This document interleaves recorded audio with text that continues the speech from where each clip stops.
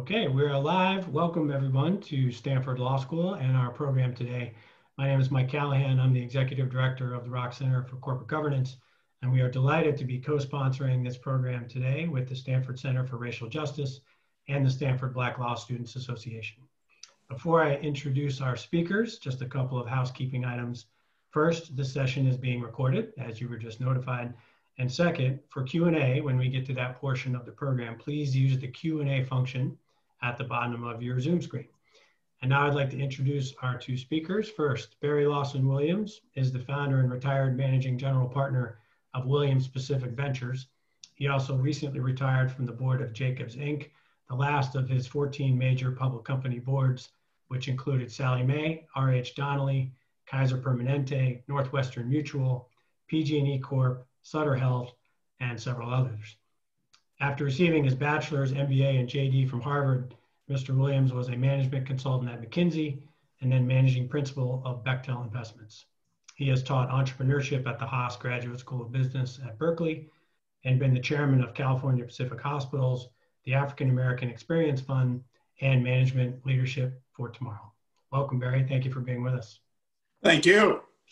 Professor Rick Banks is the Jackson Eli Reynolds Professor of Law at Stanford Law School and professor by courtesy at the Stanford School of Education.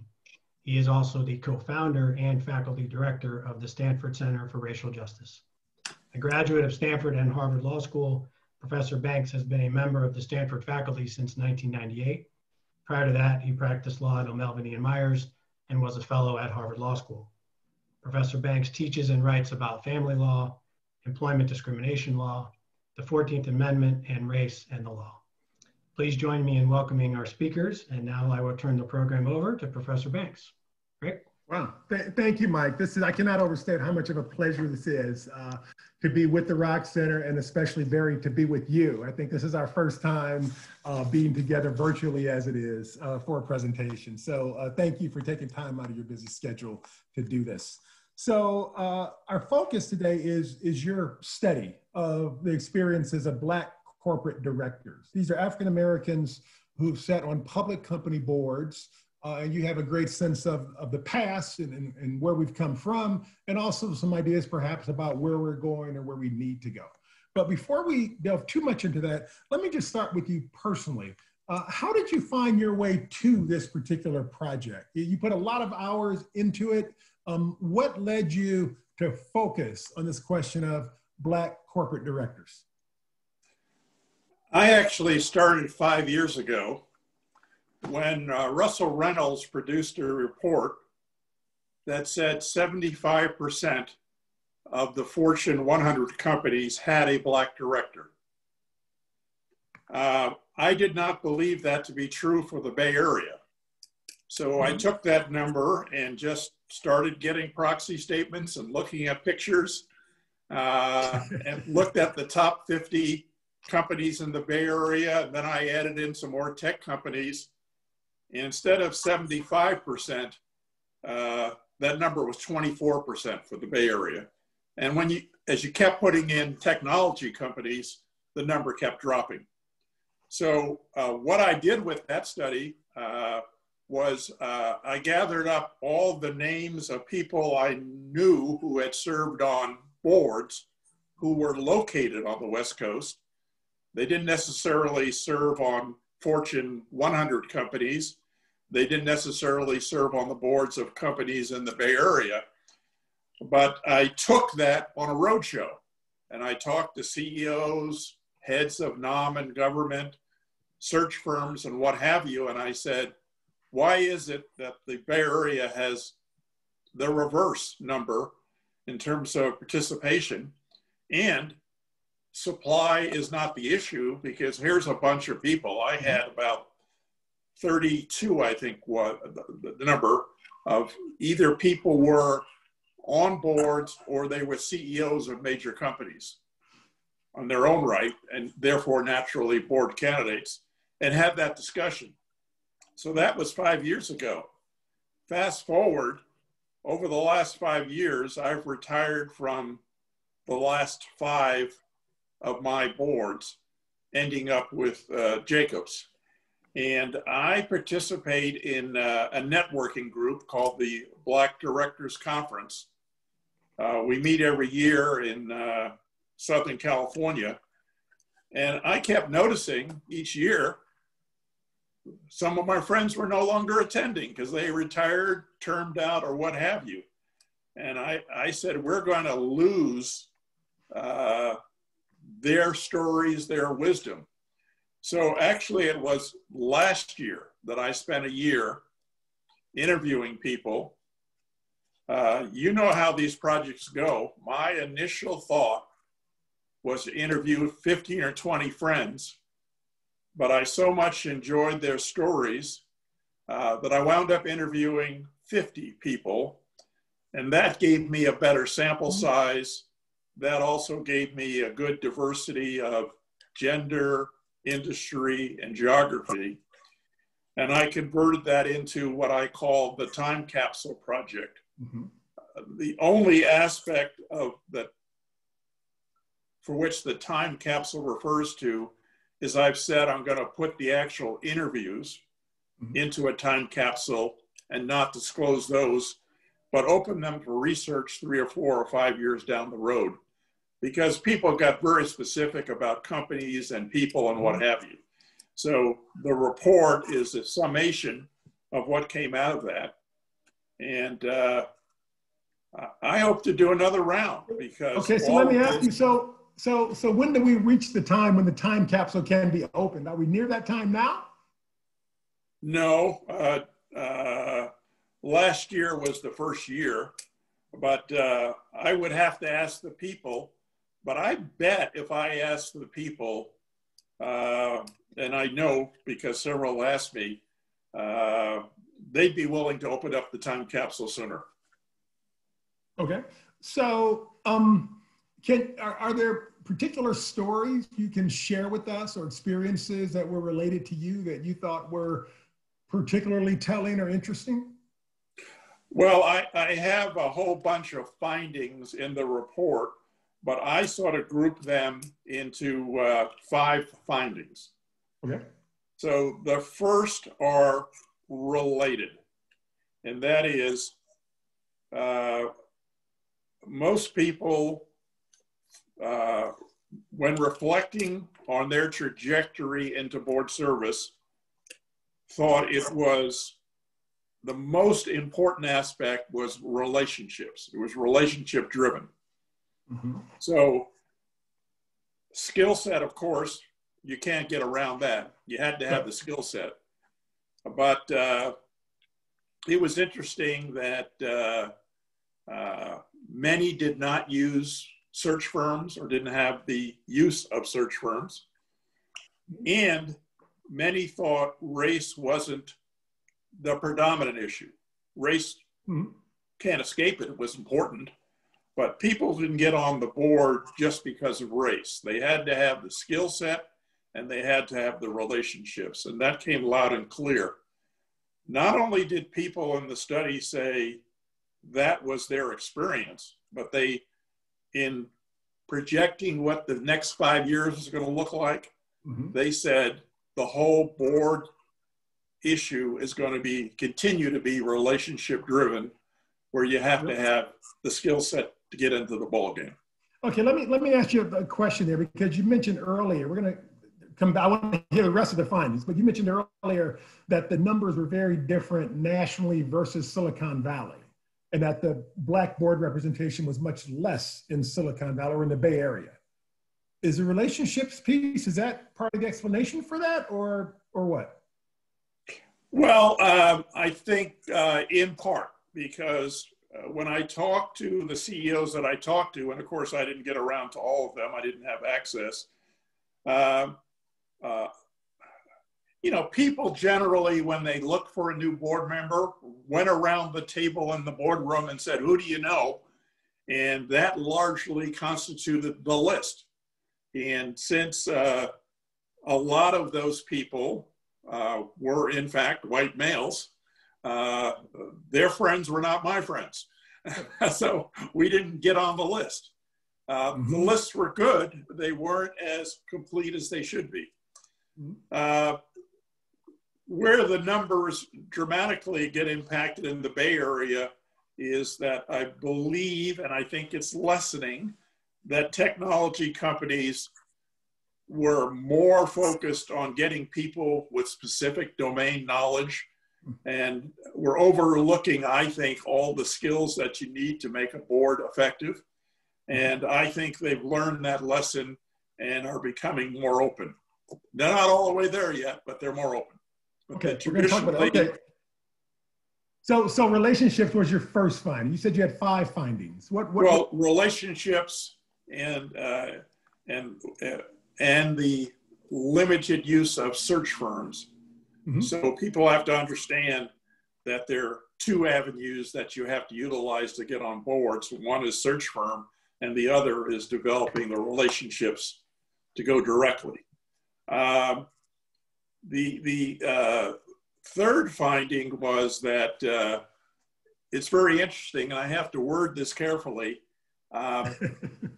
Because I don't want to be misunderstood. People said that they did not want to be the Black director on a board. They didn't want to be the diversity only director. That when they went on the board, they viewed themselves as a board member just like anybody else, able to speak and address all the issues that a board has to deal with, carry out all the functions. Mm-hmm. At the same time, people said, as they got further into their tenure, they pressed for diversity more and more. As a result, when I asked the question, do you have any regrets, something you didn't do on a board? The answer that came up most frequently was, I wish I spoke sooner, louder, more often about diversity.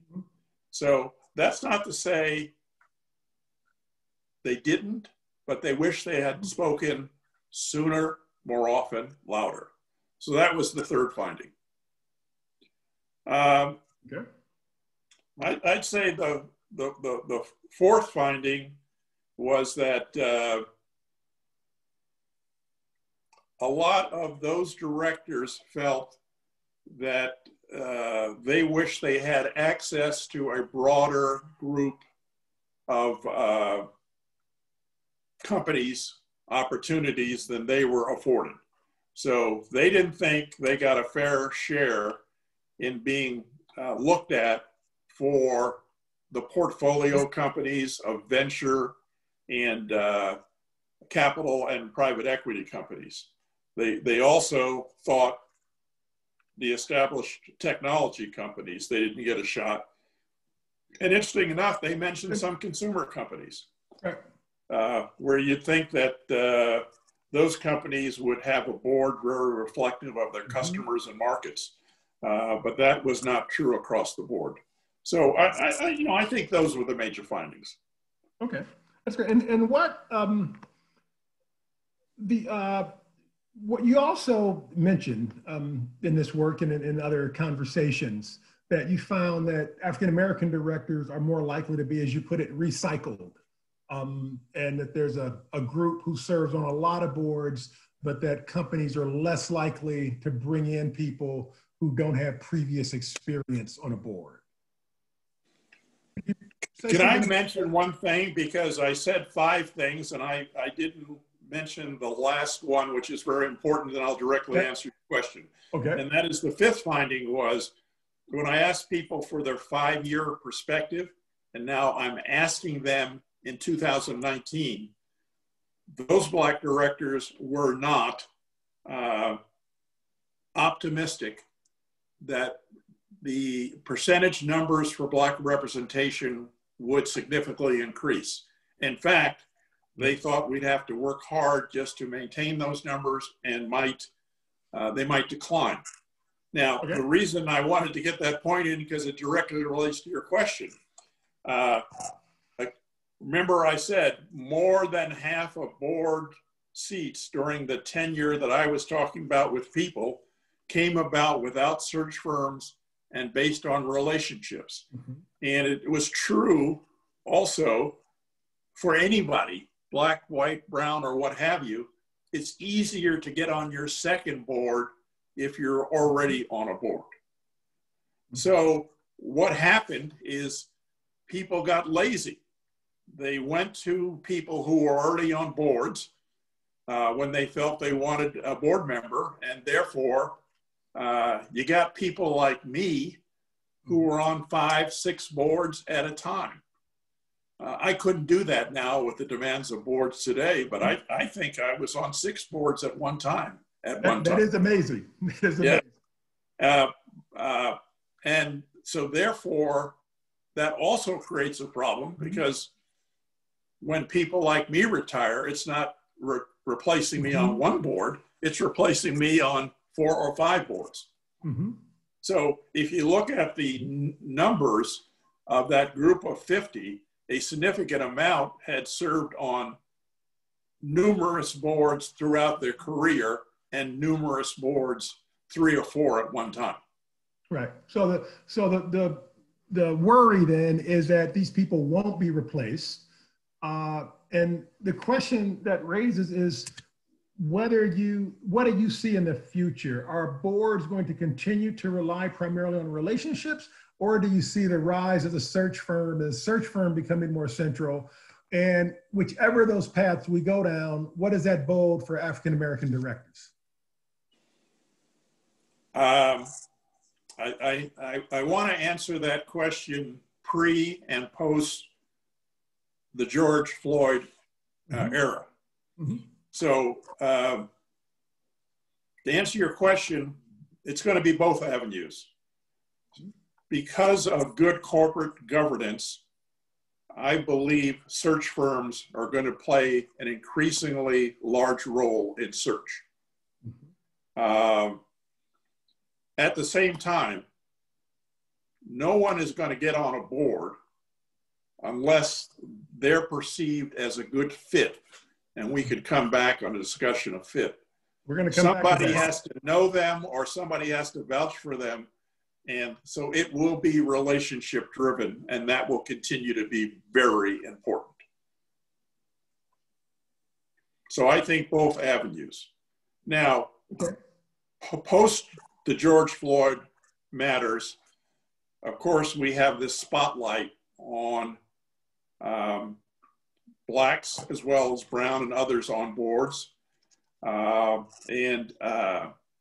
just received a Lazard study that outlines the board representation of the 145 companies within the Fortune 500 that do not have a Black board member. And it's very interesting to look at the board composition. They are very accomplished people. Interesting enough, pretty much all of them have a woman. In fact, all of them have 2 or 3 women, but they don't have a Black director. So that is the challenge for the future. You know, the work I'm doing now, which is the next steps from the project, is I'm working with whomever I can to see if we can get increased Black representation on all boards. So you got 145 of the Fortune 500 that do not have a Black board member now. You have some degree of Black members who are retiring each year. There's no reason you should limit yourself to one Black director if they have the skill set. And then you have some amount of the portfolio companies of venture capital and private equity. You know, I can easily foresee we need 500 seats to be filled by Black directors over the next couple of years. Okay, so we're going to come back to this question of how to create the systemic change. But before we get to that, I want to go back to the practical issue you raised. You talked about the importance of being a good fit. And you said that prospective board members need to be a good fit. So can you say 2 issues here? One is, what does that mean to, quote, be a good fit? And then second, how can people who want to serve on corporate boards, African Americans in particular, become or show that they are a good fit? Those are excellent questions. So my definition from my experience of a good fit means the following. It means you understand when to shut up and listen and when to speak up. And that's very important for a Black director because I still think there's a bias that if a Black director doesn't speak up, he's viewed as disengaged. So he has to speak up. But you can't take up all the airtime. There are lots of directors and you got a lot to get done. So a good fit means a person who understands that the boardroom is a collaborative process and that you want to hear the views of everyone, but at the same time, they are counting on you. You got on that board to make a contribution, so you got to speak up when you have something to say. So that's what I mean by a good fit.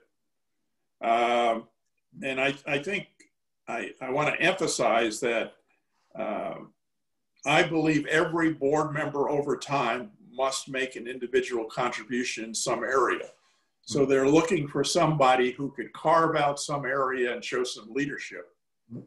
Now you ask, how do you get that known? And in my era, and it was true of most of the 50 Black directors, you did that by serving on not-for-profit boards.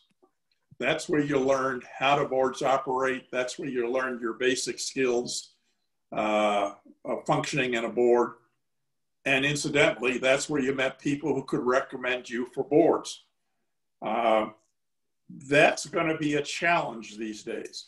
There are lots of not-for-profits and good, but I got to say, for some not-for-profits, the price of serving on not-for-profits has gone up. That's right. That's another conversation. So, one of the things that I am working on is how do you develop, how do you pass on the type of relationships that I and my group had, or how do you develop similar ones that are more up to date? And that is a challenge, but hopefully we're going to work with the Rock Center and Stanford on some of those relationship building devices. Okay, could you repeat that last part? I want to record this. No, we're good. But let me ask you though, again, another practical question before we get to the systemic issues. Let's say, you have many aspiring directors who are thinking about different nonprofits and are trying to decide where to allocate their time, where to invest their time on the nonprofit side. What sort of criteria or factors should they be taking account of if they want to think about later transitioning to a for-profit board? So how do you choose among nonprofits in the way that'll best position you for a for-profit position later? Well, let me just say that you should not go on a non-for-profit solely for the purpose of using it as a stepping stone to get on a for-profit. Exactly. You better be interested in the not-for-profit. But there are not-for-profits and there are not-for-profits. So some are predominantly fundraising. I'd avoid those. Some are so large that it would be difficult to make an individual contribution that would be recognized.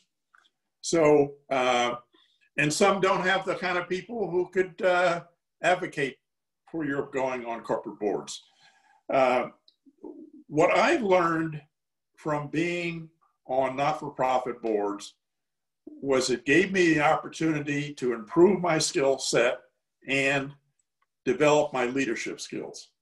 And it is because those were recognized, that is in fact how I got on corporate boards. So I've been on, I think 14 is the number, public company boards. Only one of those boards was a result of search. All of the rest were relationships, and those relationships were predominantly developed by my working on not-for-profits. One other question before we move to the systemic issues, which we will get to, is because I want to take advantage of the fact that you have such a broad perspective and have seen a variety of boards, different industries over a long span of time. Can you summarize some of the changes you've seen in how boards operate now versus 20, 30 years ago? What are the trends that people should be aware of as they think about maybe joining a corporate board? Well, go back to my first board where it was American President Lines.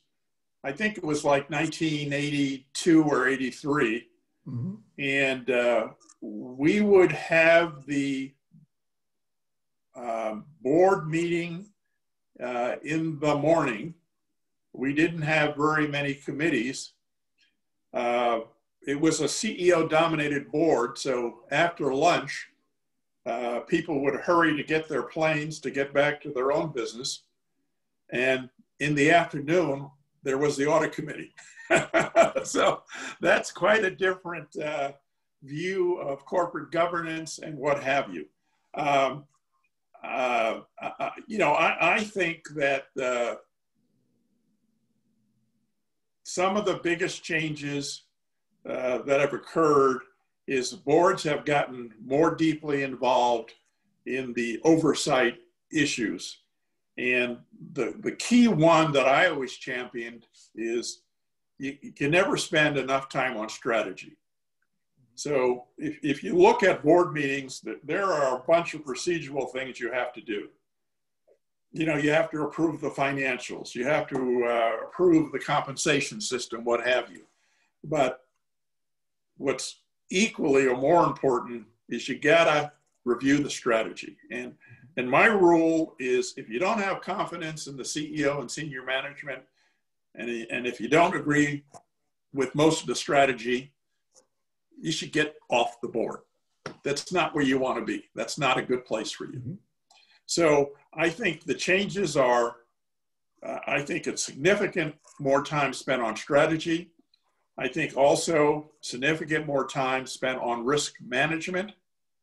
And of late, at the board level, not just at the committee level, there's significant more time spent on human capital. Okay, that's very helpful. And final question along this lines is, again, for aspiring public company directors, are there, in your conversations with people and talking to people who are on boards or want to be on boards, do you see particular areas that people would do well to develop or to pay attention to in terms of their own skill set? Are there certain issues or certain places or ways in which African-American candidates might tend to be lacking, or issues they might tend to overlook, things that boards are looking for? Do you have any advice along those lines?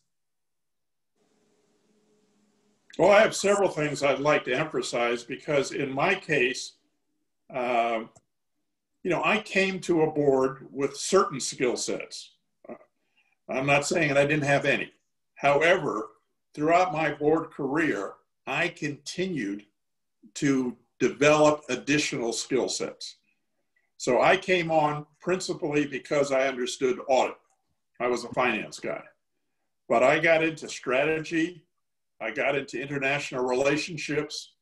I got into risk management. I got into regulatory aspects. So, this is what I think is the great hope for getting on boards, is I think corporations realize that you need a lot more than just domain knowledge of the particular company and the industry it's in. You got to have some understanding, obviously, but there are lots of other things that a board member can contribute, and that's where you got to go. So if you were asking me, the hot buttons today are obviously data analytics, cybersecurity, risk management, growth, new markets. So anything you can do to improve your skill set in those areas will make you more attractive for today's boards. And I think boards are struggling today because there are a lot of perfectly good board members, who have a good skill set for what boards and companies have been doing. But companies are realizing, and I think they're going to increasingly realize, that going forward, we got to tell some good standing board members, thank you, you've done a good job. We need some new skills. Give them the gold watch, a pat on the shoulder. That's right. Okay, so and let me, so earlier, one of the results of your study, which was somewhat sobering, was that the people you interviewed were not, shall we say, optimistic about the future of African Americans on corporate boards. The worry was that after they left, they would not be replaced, much less that there would be an increase in numbers. So let me frame that as a question. One, do you think that corporate boards are going to change on their own and become more diverse, or do you think they need a nudge? And then let me put this out there. And then the question, if they need a nudge or more, the question is, what side of interventions do you think might be most effective? In California, we recently had the governor pass a law, AB 979, which has mandated some measure of racial diversity on boards. We also have a state law that mandates some gender diversity on boards. Other people have proposed something like a Rooney Rule that the NBA uses. Other organizations have proposed greater transparency and dissemination of board and executive ranks statistics about demographics. Other people have talked about social pressure. And still others have talked about the role of shareholder proposals and sort of shareholder activism. So we have those different categories of intervention. One is legislation, the other is shareholder action, the other is social pressure. So do we need any of those, or will boards solve the problem on their own? And if boards won't, which of those do you think would be most effective? Boy, you've got a heck of a lot of good questions in there. Let me hold the interventions for a separate question and just talk about boards. In my experience, and I start again when I did the first study 5 years ago, I began to wonder if I would specifically be replaced by a Black board member. So I was on 5 boards, and I could not foresee my being replaced by a Black board member in more than 2 of those situations, maybe 3. And why is that? Because of the increased skill set that boards were looking for, I didn't think played well to Blacks. And also, let me just say, the results were only 2. In fact, 2 of 5. But the history was, despite all good intentions, you can talk about diversity all you want, but unless you have that specific commitment from a CEO and, say, the lead director or the head of nominations and governments, they're not going to get it done. So it wasn't racist, it just didn't get done. So I think that the reason people were pessimistic were that there are all these competing demands for a limited number of seats, and that, you know, diversity in itself is getting further and further expanded or diluted to include lots more people. And racial, there wasn't as much of a specific mandate for racial diversity as had been experienced in the past. So that's why people were pessimistic. Now, you've got the spotlight of George. Let me put a point on that before you. Okay. Go ahead. Okay, so let me put a point on that. It sounds like you were saying, I try to understand what people mean by diversity. It sounds like you were saying that people were forecasting that gender would become more important, and as gender became more important, race would recede in importance. So companies would then, quote, have diverse boards, yet they would have little, if any, African-American representation. There's no doubt that women have done a better job of promoting gender diversity than we blacks have done in promoting racial diversity. They already done that. They've done a tremendous job. We need to piggyback and figure out what their best practices were. But yes, no, they're just competing. And you know, you take Silicon Valley, there are other minorities, and I'm not against them. I'm for their diversity efforts also. But the fact is, you don't have a lot of rotation in board seats. Typically, of a 10 or 11 person board, less than one person is going to come up per year, one board seat. So unless we have larger boards or some other devices to get board rotation, there are just not going to be a lot of seats to fill all the needs and to get the effective efforts of diversity. Now, you ask about what sort of interventions are needed. And, you know, certainly now we're talking post George Floyd. There have been a lot of pronouncements and commitments and what have you. I have to say, with the experienced Black directors that I'm talking constantly with, we're concerned. First of all, you take all these wonderful, and I think they are, financial commitments. There's no involvement of Black people as to how that should be spent, where it should go, or what have you. So it's a little bit of the same people who are responsible for the limited success that we've had in diversity in charge of doing it going forward without input. So that's a concern. You know, we're also concerned that some other issue would come up, and this whole spotlight we have now, people will move on to something. So what we're doing is trying to make our efforts significant and sustainable. So the big area that I'm working on now is to dispel the issue that there's a shortage of supply. So a group that I've joined from the East Coast, and I have my group on the West Coast, we've gotten together and we've all put down and made a list of who's board ready now and even who's ready in a short period of time. And that list is over 300, I think it's 362 people. And if we bought more people, we can expand that list. But all I'm saying is there is no shortage of supply. I admit that some people could benefit. I could still benefit from some board training. And, you know, that's why I've been a frequent participant in the Stanford program, but that's not the only one. There are a group of them. But the Rock Center board training program is the preeminent training program. We do agree on that, right? I have to agree with you.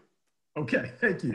And I went to Harvard Business School, and I've been to Harvard's programs, but I think the Stanford one, great content, and again, you know, half of those programs are who you meet. So great relationship building. So let's get now to front and center, because I know you and I want to carve out some time for Q&A. I want you to talk about the law, though. Let's talk about the law, the California law, the mandate. Is that a good idea or not? So here's my perspective, and it's personal. I'm not a quota person. So I wish that we didn't have to do that. At the same time, and I say this to as many forums I can, if business doesn't show leadership, this is what we should expect.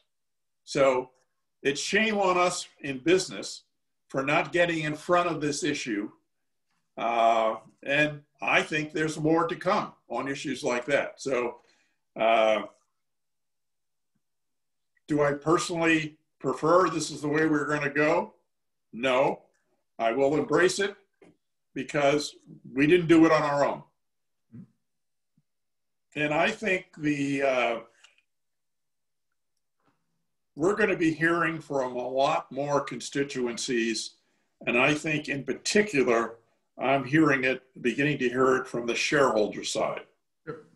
So it's not merely what the legislature is doing. You're going to hear some things from the shareholder side and the regulatory side.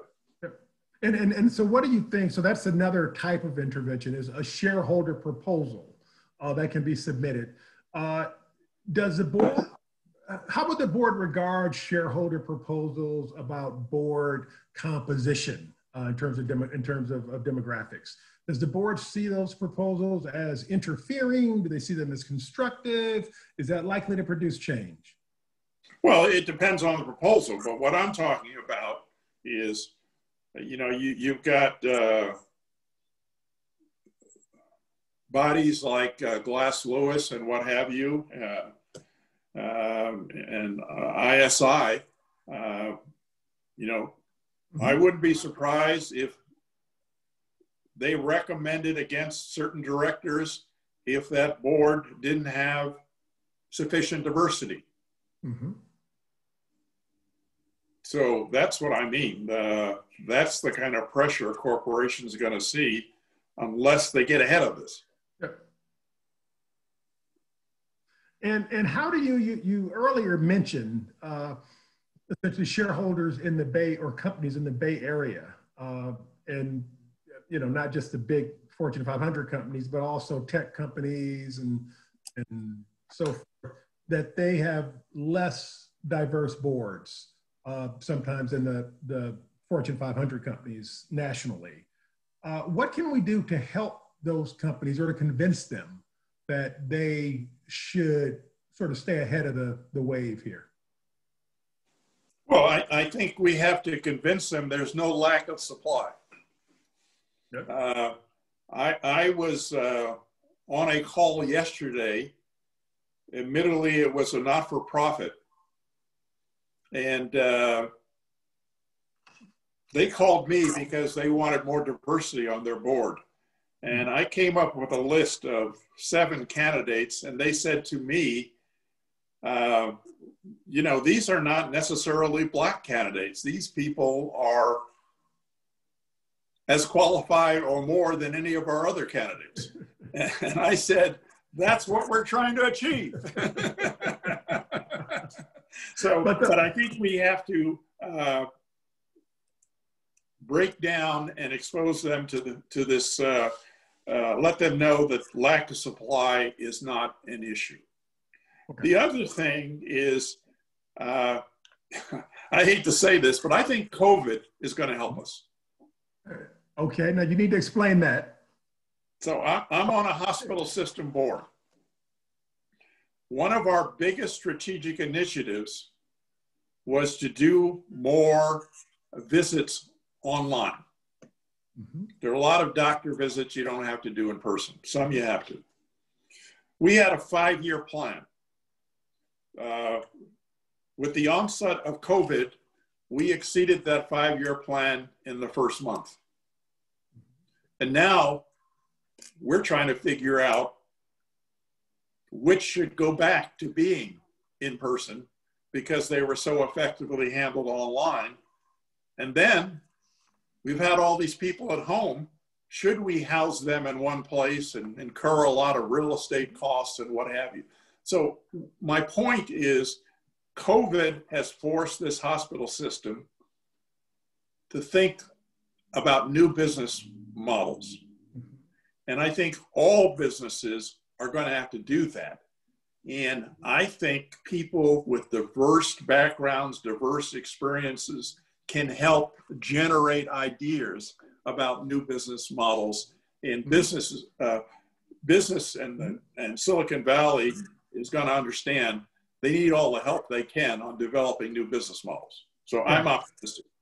So then the question is to say that if corporations are not hemmed in by a lack of willingness, if what they're hemmed in is a lack of knowledge, And if you think that having African Americans on board is good business because it's going to help the company, what specifically can we do for companies to realize that having a more inclusive board is not only a moral thing to do, it's a good business decision? How do we get companies to absorb and internalize that message? Well, I think we have to do a lot of one-on-one talking because, you know, the board is a very personal institution. Mm-hmm. And so we've got to talk one-on-one with the CEOs, lead directors, head of NOM and Gov.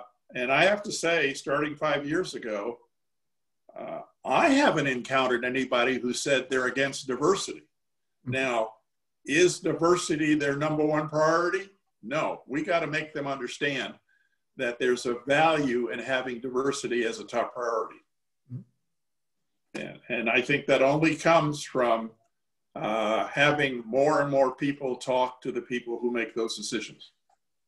Okay, that's great. So I really appreciate your point about COVID. I just want to emphasize that your view is that this is a time when there's so much up for grabs. Companies are almost being forced to realize that we need to rethink some of the things we've taken for granted. We need to be more broad-minded in terms of how we think about our business. And if we want to do that, we need to have a broad array of people contributing to that conversation internally. That is, I think, the best argument today for diversity. I used to say diversity was important for understanding your market, better decision-making and what have you. But I really believe with this increased need to think through new models, that's a mandate for diversity in and of itself. Okay, so let me, I want to go back now to your personal experience because you have such a wealth of personal experience. Often there's a tendency to, you know, and you've talked about, you know, many boards you've served on, there's a tendency to kind of look at all the high points.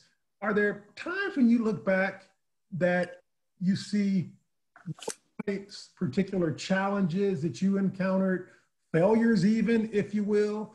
Could you talk about one of those? Do you have an example that you could share and how you dealt with that? A time when things weren't going well, when you were struggling with something, when you thought, oh no, you know, this is the end of the world. And then what did you do? How did you bounce back?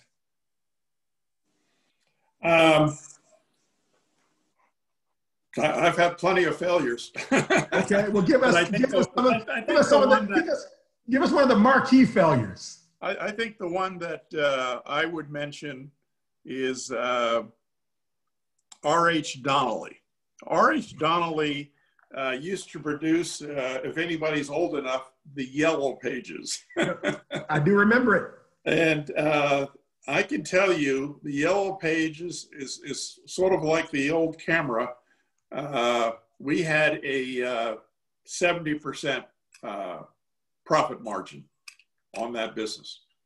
And we knew digital would come at some point, but it wasn't evident when, how fast, or what have you.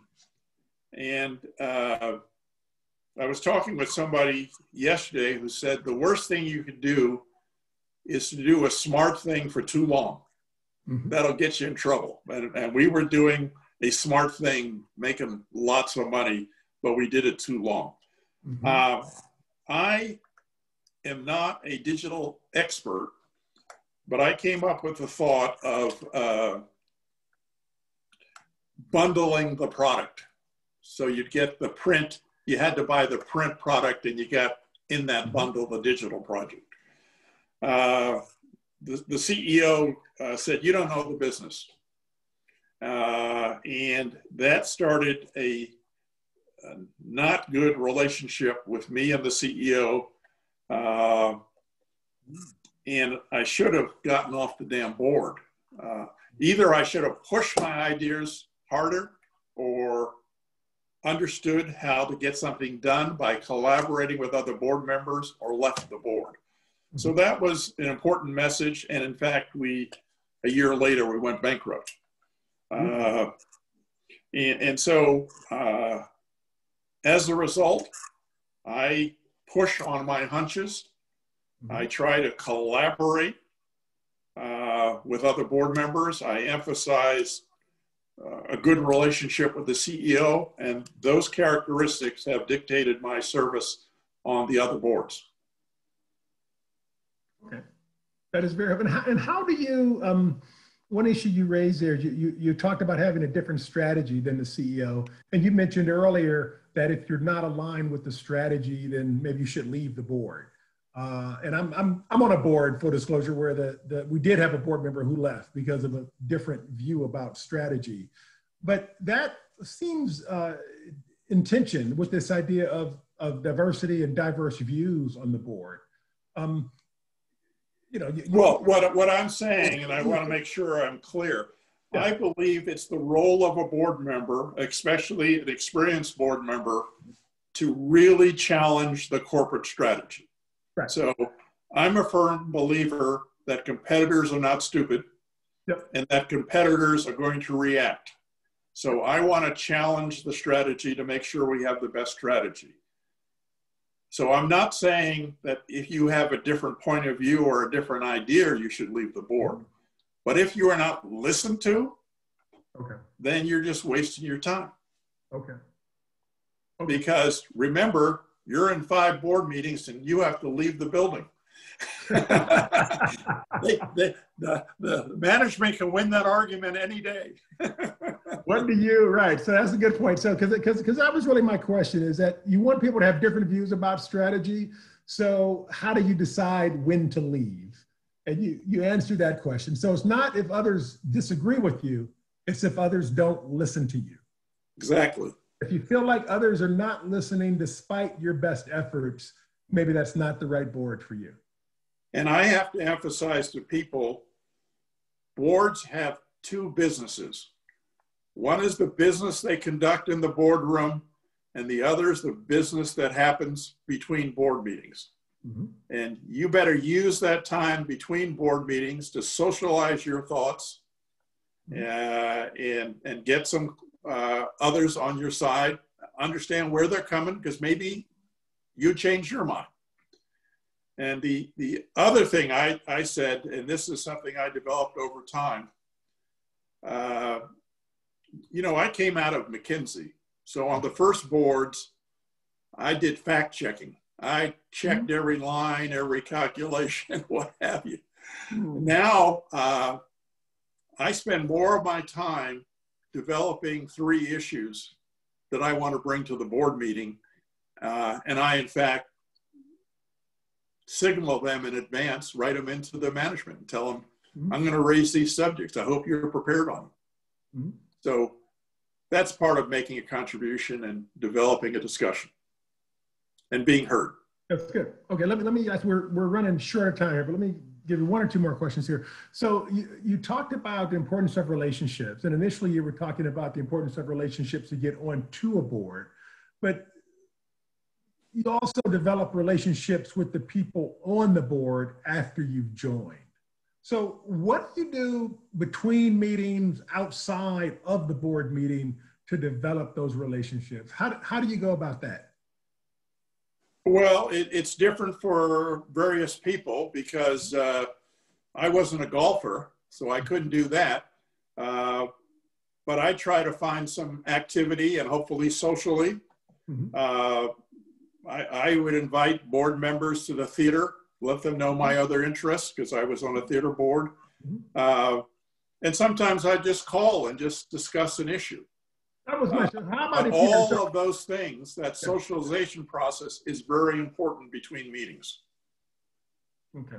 So you think it's perfectly permissible when people are geographically separated to just reach out in between the meeting, have an issue, want to talk about it, run some thoughts by you. You get good feedback, good information, and then you also develop a relationship. Is that the sort of strategy that people should? Yes. Yes. Okay. So, so this is, we're just about at the end time. So let me ask you, do you have any final thoughts that you want to leave us with on the question of, the importance of racial diversity on the board, or how to move forward, or how individuals can move themselves forward in these processes? Well,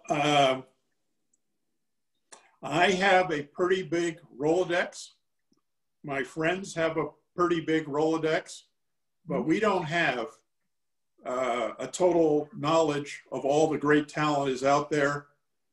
So, so you know you're going to get a lot of responses on LinkedIn right now. Is that what you're asking for? Well, no, because I'm overwhelmed by LinkedIn. But we have to find ways to identify talent, identify people who are interested, get them board ready, mentor them, advocate for them. And I'm going to leave with one thing that is very important. And I've stolen it from a friend. He said, there's a difference between a coach, a mentor, and an advocate. And I'm talking about an advocate for board service. He said, a coach yells at you, a mentor listens to you, an advocate does something for you.